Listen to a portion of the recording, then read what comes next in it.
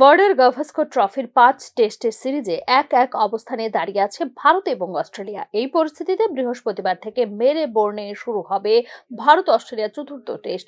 ভারতীয় সময় ভোর ৫টা থেকে শুরু হবে বর্ডার গাভাস্কর ট্রফির এই চতুর্থ টেস্ট ম্যাচ। এই দু দলেরই লক্ষ্য থাকবে এই টেস্ট জেতা। বিশেষ করে আইসিসি বিশ্ব টেস্ট চ্যাম্পিয়নশিপে ফাইনালে ওঠার আশা জিইয়ে রাখতে ভারতকে জিততে হবে মেলবোর্ন ও সিডনি টেস্ট। মেলবোর্ন টেস্ট জিতলে সিরিজ হারার সম্ভাবনা থাকবে না ভারতের। সেক্ষেত্রে রোহিত শর্মারা দখলে রাখতে পারবেন বর্ডার গাভাস্কর ট্রফি। অস্ট্রেলিয়া যদি জেতে তাহলে ১ দশকের পর ভারতের বিরুদ্ধে টেস্ট সিরিজ জেতার সম্ভাবনা বাড়বে অস্ট্রেলিয়ার। ভারত যদি মেলবোর্নে হারে তাহলে ট্রফি দখলে রাখার সম্ভাবনা বাঁচিয়ে রাখতে পারবে। কিন্তু আইসিসি বিশ্ব টেস্ট চ্যাম্পিয়নশিপের দৌড় থেকে ছিটকে যাবে গত দুবারের ফাইনালিস্ট ভারত।